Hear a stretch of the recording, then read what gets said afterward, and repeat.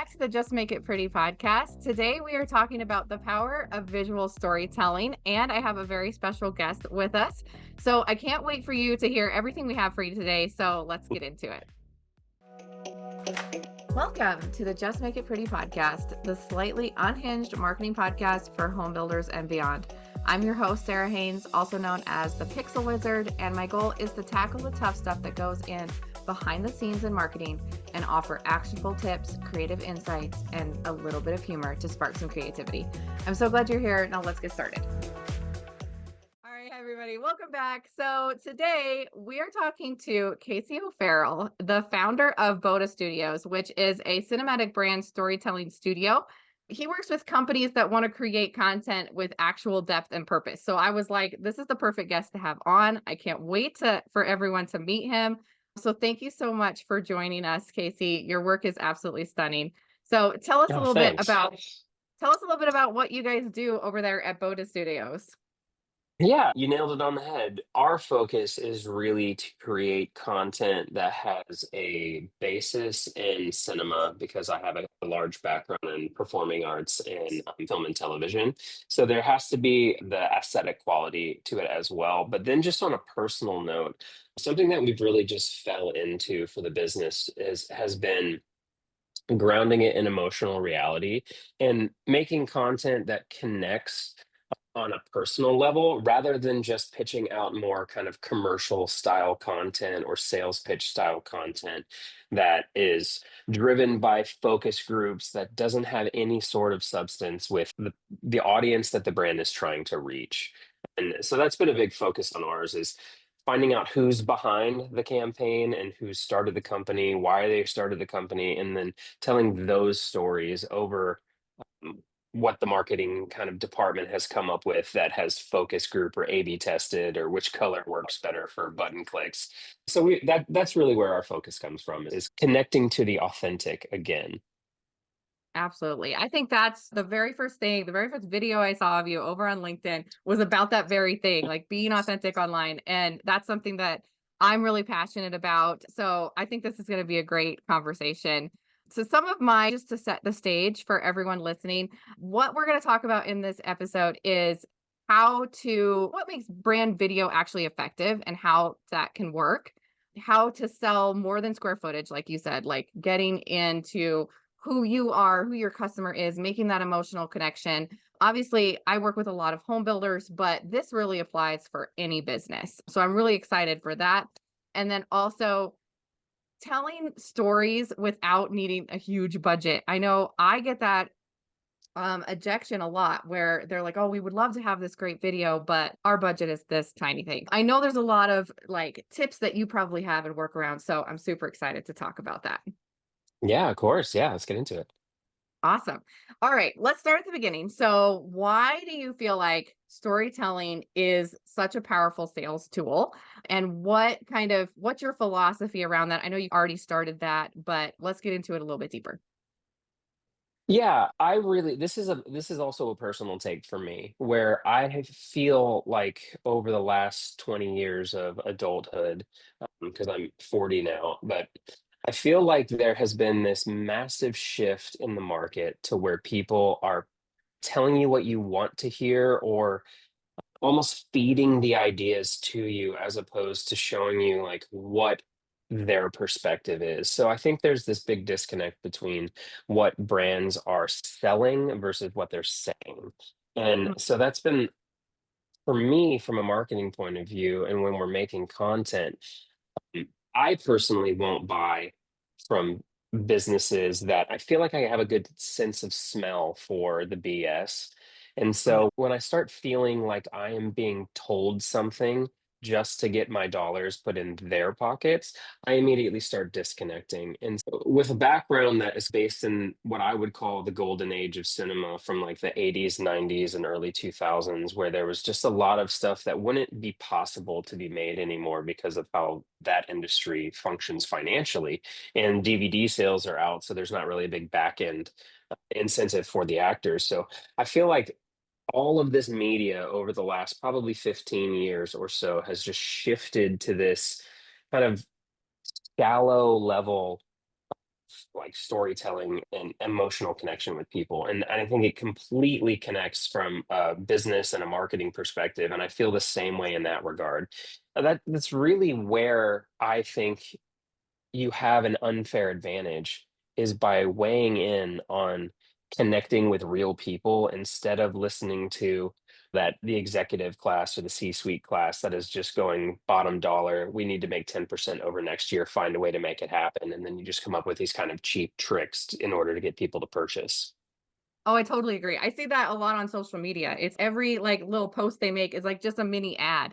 And it's that's Hmm. not it doesn't really tell me anything. I could get that on your website. I don't really care about that when I'm scrolling through. Like I want to see a little bit like behind the scenes. Yeah. And when there's none of that, there's so many scams out there and you're like already on edge. You're like, are these even real people? I'm totally the same way. If I smell a sales pitch, I'm like, no, I'm out. See you later. Yeah, for sure. So tell me, I know you've probably worked with tons of different companies doing that very thing. Is there an example or a time when you felt like video really told the story of that business and it really made people change how they felt about them? Yeah, just initially the company that comes to mind is we partnered with a coffee maker in Southern California, and we were doing some advertisement stuff for them around the Anaheim Ducks because that was the local professional hockey team, and of course, like I'm a huge hockey fan, so I was immediately interested in that. But the whole purpose of that ad was connecting the people who watch the game to the brand. And so we went a slightly different route, and the route that we went was this is for the people who can't purchase $600 glass seats. This is for the people that are watching from home with their kids. These are for the people that save up their money to go to one game a season and not the season ticket holders or the people that hold suites because their business is a partner.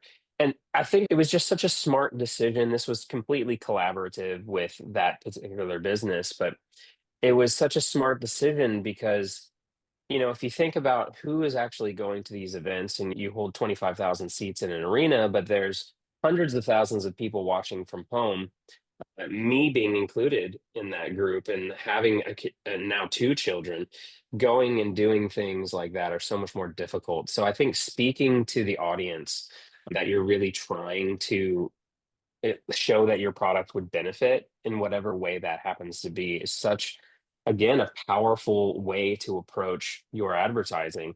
And that's probably like the most applicable one that I can think of because the entire focus of that video project was these are the unsung heroes, these are the people behind the scenes, the ones that are funneling enough into the business to where the business makes enough, but you just never see them because they're not we'll call them like sexy clients. Yeah. And I think that that one was just really fun from both a planning, pre-production point of view to what they actually got back with. That's awesome. And so it was really like they really understood their customer too. They really had a laser focus on who they were talking to. Yeah, when you're selling, I'd say when you're selling something like coffee and your high ticket item is no more than $50, you would be foolish to start marketing that or branding that towards the luxury class because the people who are buying it are in the grocery stores and they need that kick in the morning to help start their day. And we Mm. had some kids in it and there was like kitchen scenes in it, and so it was just like these are real people, these are the ones watching on their computers while they're cooking dinner for their children. And I think you just like it's such again an unfair advantage to really understand who is purchasing from you. Yeah, and for some reason, it's such an overlooked thing. I work with companies all the time and I'll say, "Who's your buyer? Who's your target demographic? What's your dream client? Whatever." And they're like, "Well, anybody that, has a business." And that's so broad. That's literally everyone. Or they're like, "Any Hmm. person who drinks water." You're like, "Okay. So we're targeting the entire world. Great." You can't market like that. And so that's a big red flag to me. It's like you got to go back to your branding. What are like that's my red flag. What are your other some red flags of or like what businesses get wrong when it comes to like, creating videos? Yeah, let me start answering that by talking about our process a little bit. I think one of the things that sets us apart, besides your typical video vendor, is that we have a very robust pre-production phase. And part of that is where we'll sit down and we really unpack a lot of things, including obstacles that we're trying to overcome through using digital media. Target audience is another really important question because you even something as simple as which platform are you planning on delivering on, because each platform has a slightly different demographic. Like TikTok is young, mm, under 18, mid 20s. Instagram is that millennial class because that's what we have grown up with, is that kind of 18 to 35, 40. Facebook is typically your older crowd. And so asking those questions in the pre-production phase really structures how we're going to end up shooting things. Yeah, starting there, and I feel like I went off. What? Tell me, just remind me again what the original question was, so I'll come back to it. No worries. Like, what do businesses get wrong? Red Business. flags to you. Yeah. So part of that pre-production is unpacking all of those things, finding out what they're really looking for. And then to answer your question, what people are really getting wrong is coming in with this idea that all they need is A, without thinking about the strategy behind it. So for me, some major red flags are when we get into some of these pre-production calls of telling me, like, what's the problem? What are we trying to solve for? Because there has to be, unless you're Apple and you have no problems whatsoever. But even even a company like that has going to have shareholders go, like, why didn't we make 10%? So Mhm. you're going to have a push for sales at some point. So not having a clear idea of what the problem is you're looking to solve. Another red flag for me is wanting to completely be hands off. So Mhm. that would be like, we want this thing to fix a problem and we just want to pay you a check and then disappear. So the way that we work is very collaborative. We want our clients to bring their ideas to the table because they're the ones that are in the business every day. Us coming in for 2 to 4 weeks of pre-production isn't going to be nearly what somebody who's worked there for 5 to 10 years is going to bring to the table. So I like hearing all the crazy ideas. So another red flag for me is not having really anything as to what you want to try or what you think works or what has worked in the past. I'd say another big red flag is just kind of communication problems. We will typically just bow out of a project early, send you your deposit back if we already are seeing communication problems, because what I don't want to do is get into like post production revisions and shooting and then ask for your input and then have nothing come back in return. That typically always results in everyone having a negative experience. You'll receive something at the end of the contract that you don't actually really love, and then that would reflect back negatively on us when really it's just been a problem of communication. Those would probably be my big three. Awesome. Yeah. And obviously you really love what you do. And so you want to be like, do the best that you can. And I totally get that communication and like having that collaboration in any field of marketing, any part of marketing. That's so important because you know your business better than anybody. So I love that. And I want to, as we're going through this whole episode, like we're going to come back to those red flags and how you can avoid that. Yeah. If you're looking to get video made for our listeners, like how does that work? What do you need going in? So a little bit off script, I did have a question though. So you were talking about having their team kind of work with you and that collaboration piece. Now, does that mean that their team is always in the video, or do you work with like actors?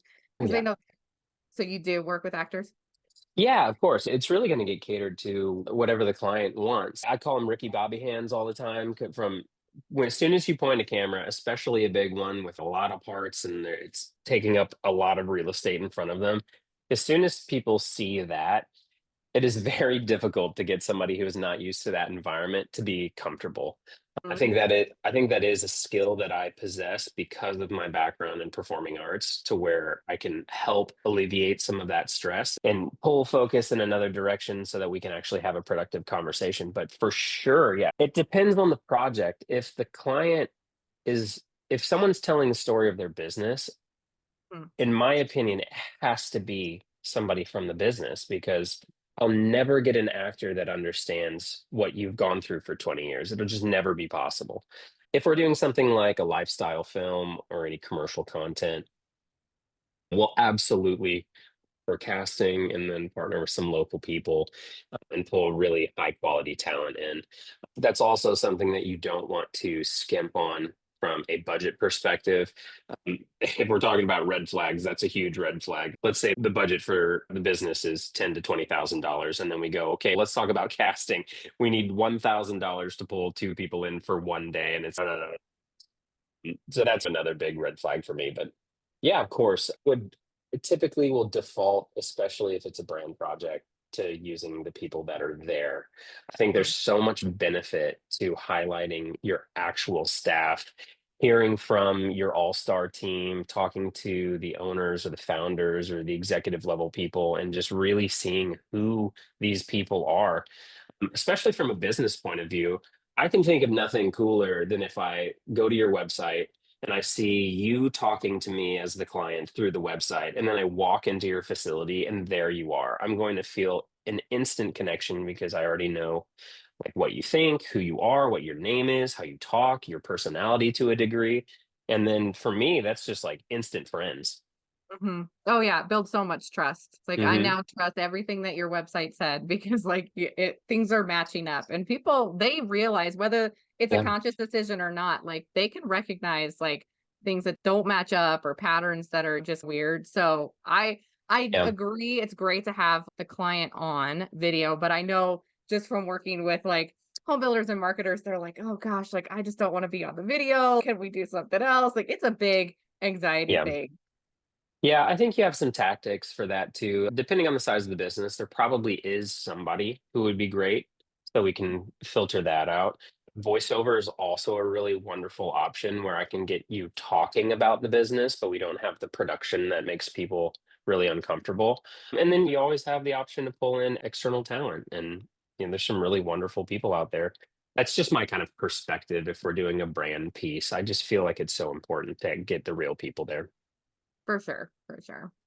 So now when you're doing these videos, how do you kind of balance like the bringing in the emotion, doing the visuals, the strategy? Like what is kind of your balance? And it probably goes into a lot of your planning process as well. So how does that kind of work if someone has never done a video production before? What would that process look like?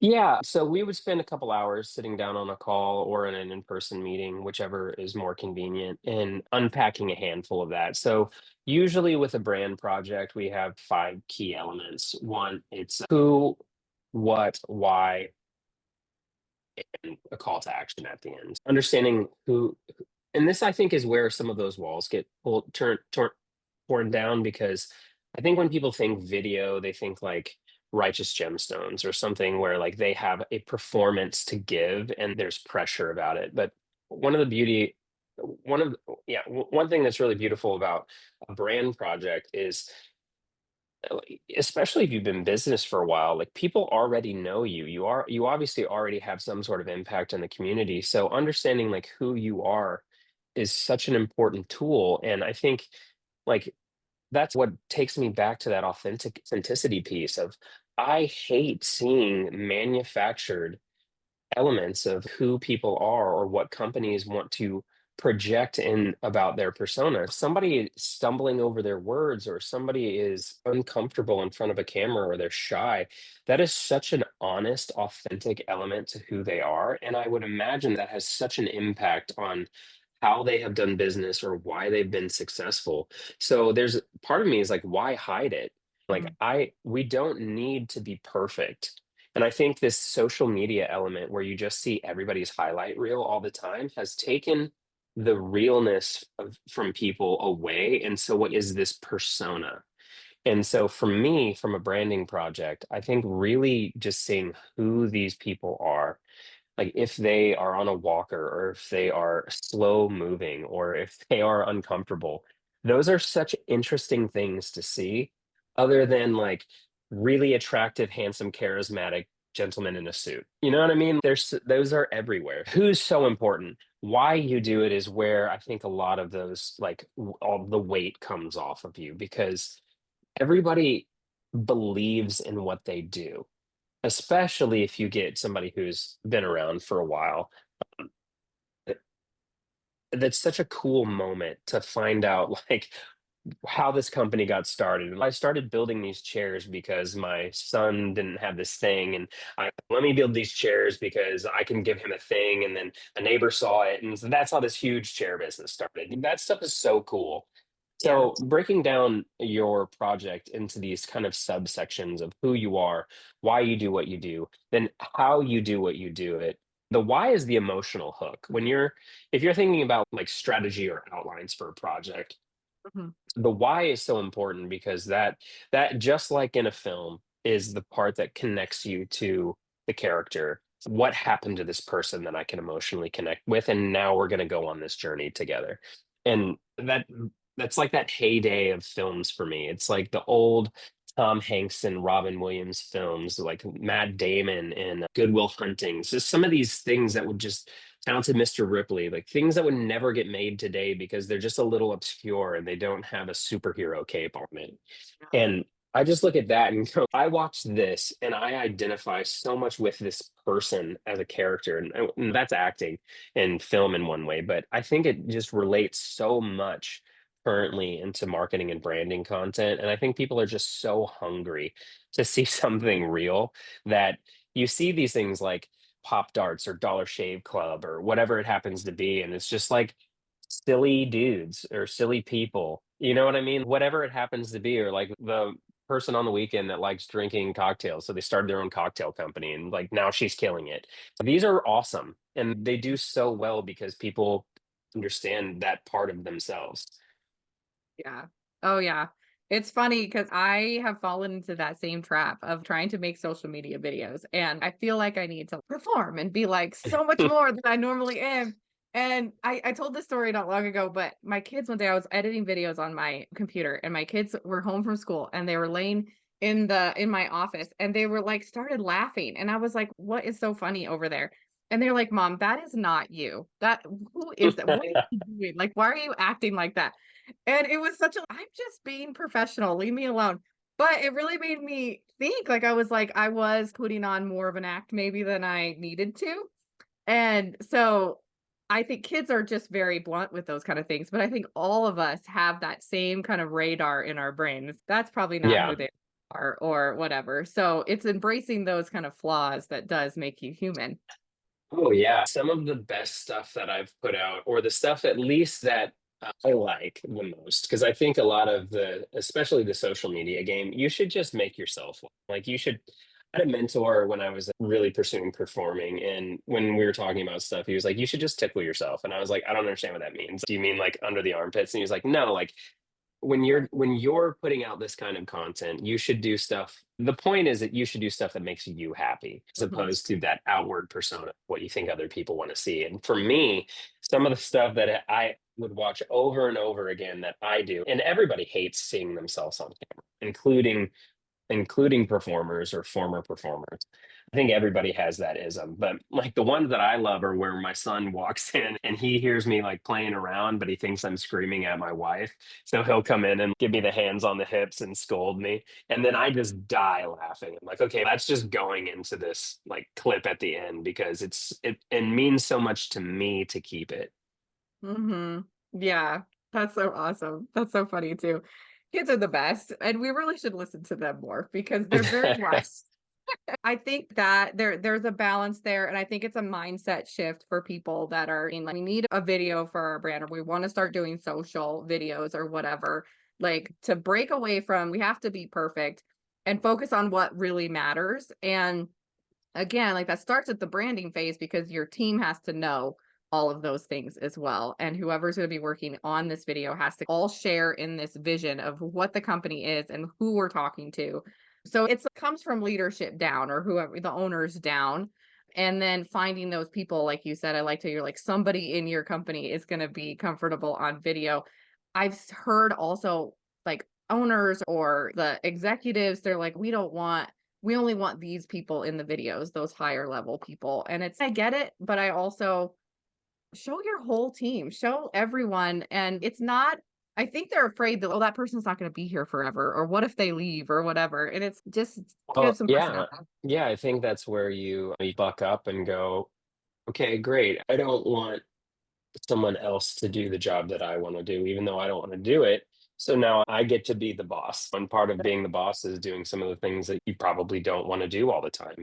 In my experience, haven't really run into that where the people who created the brand aren't passionate about it. Oh yeah. Um, in my case, at least, it hasn't really been a big problem. More so when we start expanding and we go, let's find some key players in the company who can also speak and Mhm. give their perspectives, or let's find like you can do recruiting style content, you can do video sales letters, you can do brand story videos, you can do all these different kind of umbrella under the umbrella of branding content. And Mhm. when you start going down those rabbit holes, then you'll start finding some more opportunity for people to feel uncomfortable. But you just ask, around. And then another thing that I offer with our business is like pre-shoot coaching opportunities. And most of that is just so that we can break the ice, Mhm. especially if now there's lights and boom mics and cables everywhere and everything's dark and you're walking into this cocoon of uncomfortable that you've never been in. At least if I can sit down with you for 30 minutes on a call and just go, this is exactly what this is going to feel like. You're going to be talking to me directly. It's not going to be just a whole bunch of lenses pointing at you. And tell me how you feel about this. What are your anxieties? Maybe we'll do a little mock interview and I'll actually give you the questions that we have catered or created through these kind of pre-production calls. This is the stuff that we're going to ask. So how would you naturally answer that on a Zoom call? And then if it's great, then that's exactly what we're going to do once the camera's pointing at you. So there's always a way to solve for whatever the problem happens to be. Yeah, that's interesting. Yeah. I was really honored to be asked to do a judging for a marketing and design awards. And I got the Hmm. video section and I was doing videos for like community, like feature videos. And they wanted the main goal for most of them was like, I want to show the lifestyle of living in this community. And then they also, aside to that, is what sets our homes in this community apart from everyone else. And I could really tell just by watching, like the ones who really went in with a really good plan and had really thought out like who they're talking to again. And like they had different kind of clips in the video of the whole community. Some of them were like a little bit more like it was just in their sales office. And if you're trying to show like the lifestyle of a community, like you got to show the community. So like it really interesting. There were some beautiful videos that I got to watch, but I could tell like the planning phase really went into like how successful that was. So from your 100%. perspective, what can like builders or small businesses do in that planning phase before they call you or right in the beginning? What can they prepare to make that as successful as possible? Yeah, that's a great question. I think narrowing your focus down and finding one clear objective. Is it like, for example, let's compare this to builders. Is it the scale of the project? Is it how capable you are? And you want to show a whole bunch of different types of facilities that you are in the business of building? Or is it the feeling that the people who are going to receive, we'll call it your product, are going to have? And so I think one, honing in on the emotional connection first is going to be really important, and then getting really clearly focused on what the message you're trying to say is. For example, like purchasing a home, if we're going to talk about builders, you constantly hear the phrase, it's the largest purchase you're ever going to make in your life, right? So that is extremely emotionally invested. A home's emotional. It's not just drywall, countertops, and like picking out your cabinet color.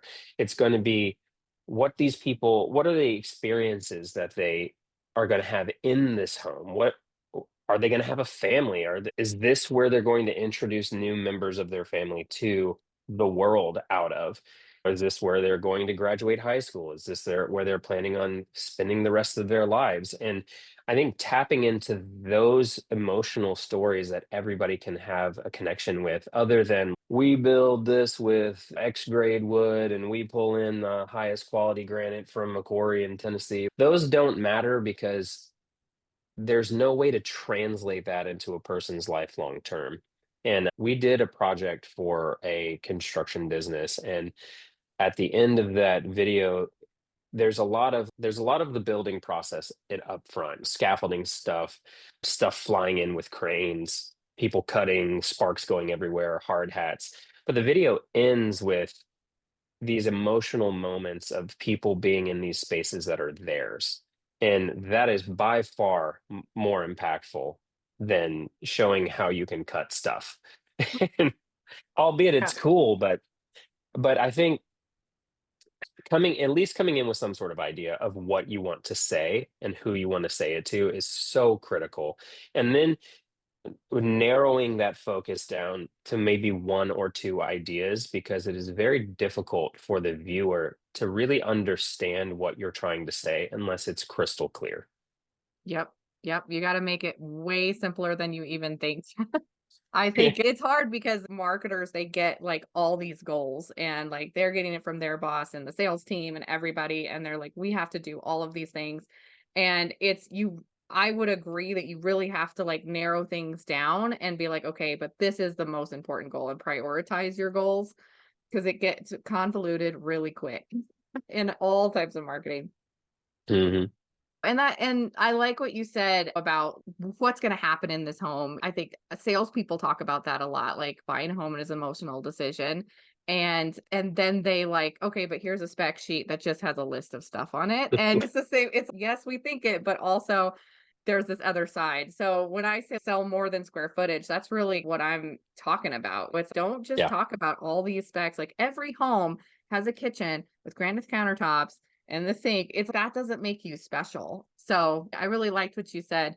And I want to go to finding your story because that's really what you were saying. In my perspective, is you have to know what your story is in order to Mhm. tell it on this video. So what if they are don't know or they're not really sure yet or they haven't defined it? They know it, but they haven't defined it. Yeah, that's a tough position to be in. I think if that's where we are, the project's not ready to launch. We're not ready to go into production, and I think a maturity in business comes from when to know to, like, either pump the brakes or just say, "Maybe this isn't the right fit," because I wanna make sure that you get what you're paying for. I think you're completely right. I've had a couple conversations with some people lately who I'll go to their website and I just go, "I don't know what you do." There's 50 Mhm. things on your site and they're all completely unrelated. So, yeah, it's a tough question. I think sitting down and like we can do like a discovery phase, let's call it, and then sit down and really try to unpack what that happens to be. And I think it's a long conversation. If you're not clear about it, there's not really much of a way that I can be clear about what you need to say. That collaboration element will definitely be involved. And I think you can go one of two ways. It's either what's the problem that you're trying to solve, or what's the story that you want to tell. And I think both of those just come with a lot of additional questions to them. If the story is, and maybe I'll put quotations around story, because maybe the story is we want to find better quality people to work here, or maybe it's the house that we build is so good that you're going to have this experience in it, and we really want to push the Home. emotional attached. Yeah. Yeah. Yeah, that's a tough question. I don't even know if I have a good answer for you in this amount of time, but I think Yeah. really, I think sitting down and having those conversations either with your team or with a vendor like ourselves, and then finding like what just something really clear that you're trying to convey, and then Yeah. at No, least start there and then unpack it.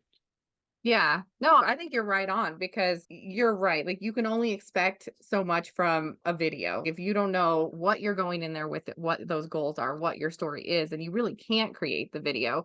So like in that planning phase, like that's what you have to that's your benchmark at least. So making sure that you have the outline, the bullet points of what your goals are, what your story is. I think that helps for anybody who hasn't made video at ever before or has never done this. Like that's a good starting point, right? And then just building from there. Yeah, I think you can also, if you don't have a clear objective, then start thinking on the pain points and pivot that direction, because that will give you clarity really quickly. And maybe your problem is that you have really high turnover. And so you go, I don't know how to exactly fix that. We have really high turnover. And then through the discovery phase, you can find out that it's not actually a problem with turnover, it's a problem with qualified talent. And you're just hiring the wrong people. So we need to help create something that is going to attract high quality talent so that you don't have this turnover, just as an example. Yeah, for sure. I want to change gears a little bit and I want to focus on social media. So, Okay. social media is a big place that a lot of people are like, we need video for our social. And I know because I've seen your social videos, you know what you're doing. Tell me what makes social videos different than a longer form like brand video or something like that? Yeah, I think the biggest difference in social media content is that you have such a short window of opportunity to get somebody to finish, and it's usually 2 seconds. And Mm. so, if you think about even just like your own behavior late at night, wherever you happen to be, at tired, your lunch break, you're just sitting there 1 second scrolling. And so, that's the area of opportunity for you to grab their attention and then the finger stops. You know what I mean? That's the biggest problem with social media, where if you're doing like a project for the website or you're doing a big banner video or whatever happens to be, you're probably going to go 10, 15 seconds before there's any audio at all, because you're just establishing a feel or you're establishing a location. And with social media, you just don't have that luxury. So it's like, hey, stop. And then how many times do you see those videos where that's literally what it is? You've got the vertical and there's just a face there going, I know you're about to scroll, but don't. And that's a tactic that people use. So the biggest challenge is the reality of social media, that there is so much and most of it is not good. And so everybody just swipes right past it. So you have 1 to 2 seconds to hook the viewer's attention. And then if you can hook them, you have 1 to 2 more seconds to keep them there before that, hey, stop scrolling. And then they turns to like commercial cleaning and then you just swipe away. Yeah. Yes, it is. It's tough because, and I think also like when I'm doing the 1 second scrolls late at night, I'm not looking for a sales pitch either. I'm looking for something entertaining. I'm looking for Hmm. something that, like, yes, I want you to catch my attention so that I stop. But then if you just go right into, let me show you my product and sell it to you, I'm like, okay, bored. Like, I'm going to keep going. Yeah, I think with businesses specifically, yes, you have that challenge of, I have a few seconds, but you also have the trust that you've built with the existing customer base that you have. If you have followers and they are following you for a reason, so you probably have a little bit more leeway there. You also have to put out content that those people also want to continue seeing. Oh, yeah, for sure. And everyone wants that viral moment. They're like, oh, just do these videos so that we'll go viral. And then that will bring us all this business. And that seems to be like the ultimate goal, which I personally have a different opinion about going viral. I don't think it's as great And as everyone makes it out to be because, like, there's a lot of reasons, but yeah, the goals are different on social, but the content does have to match up. And I think when you're so focused on, oh, we just need to stop the scroll or we just need to get this viral video or whatever, when that's the only thing you're looking at, you're doing yourself a disservice. yep. So I don't know. What's your thoughts on the whole let's go viral thing? I hate it. I literally just put something out about that, where viral has nothing to do with strategy. Viral is a lottery ticket that some people happen to win based on unknown factors and probably unrepeatable factors as well. So I think viral is one of those kind of blessings and a curse at the same time. You may get a ton of exposure, but then the follow up to that exposure can also possibly kill your company. And the way I look at it is exactly like a lottery ticket winner. And how many times do we hear stories about people winning the jackpot and they get millions of dollars, and then you find out that they're broke or they're back wherever? And you see this in professional sports all of the time, because it's such a rush and influx of either additional business or activity. And then people just go, oh, okay, unfollow, whatever happens to be. So I think it is an exciting thing that can happen to a few people who have taken advantage of it, but I think the majority of people who get any sort of viral moment, it just falls flat next. Yeah. I But think there's different levels of viral too. Like when people think of viral, they're thinking like 20 million views or 200 million views, like whatever. And it's like everybody in the world has seen this. That's one thing. But for your company to go viral, maybe that is just 1,000 people that you did not already know that are exactly in your niche, that exactly yeah, want your product. That's going to be so much more impactful than the like 20,000 people that just thought your video was funny and don't really care about you. Yeah, yeah, I completely agree. I probably wouldn't label that viral for me. I would put that more under a consistency label. Like maybe you have the one that hits, but I think for me, social media, what it really excels in is the ability to build trust and build reach in short form content. The other thing that I think it can do is if you are putting out longer form content or if you have the capacity to do that, the short form content, because it's so accessible, can push your audience to the longer form content where you can get a lot more benefit out of that piece. Because 15 seconds, you're probably not going to convey a whole lot, but if that 15-second piece can push somebody to the 10-minute piece, I think that's super valuable from a tools point of view. I also think there's like a relatability element of it. Company that's putting out consistent content like daily or 3 times a week or twice a week, whatever it happens to be, that person is far more likely to fall under that know and trust mentality of purchasing, where this is a tool that I think everybody should use. Where if I'm a video vendor, right? Let's just take us for example, and I'm putting consistent content out that where you can see my personality, how I interact with people, the way I talk, do I have a sense of humor? Is there any sort of charm or charisma whatsoever? And we also happen to have a company that does video production. And then you have been seeing this relatively consistency for 1, 2 years, maybe. And then all of a sudden you go, hey, I think we need some video. Does anybody have a lead for a video vendor? And then you're sitting there in the corner with your little hand raised, going, I actually know somebody who would be really great who that's the benefit to the social media. I think it's top of mind, it's building that know and trust mentality of purchasing, and then when somebody does need their mattress or they do need a new chocolate bar, they just go to the company that they have now seen for the last however long, and they go, you're the person I want to spend my money Yep.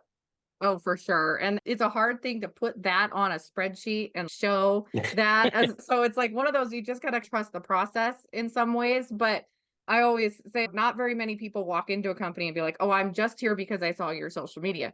But that was a huge factor in why they are there. They may not Yeah. even realize it. And so it's definitely in the nurture, like longer phase strategies, but so impactful. They have that metric where they talk about the average person spends, what is it, 72 hours researching before a purchase.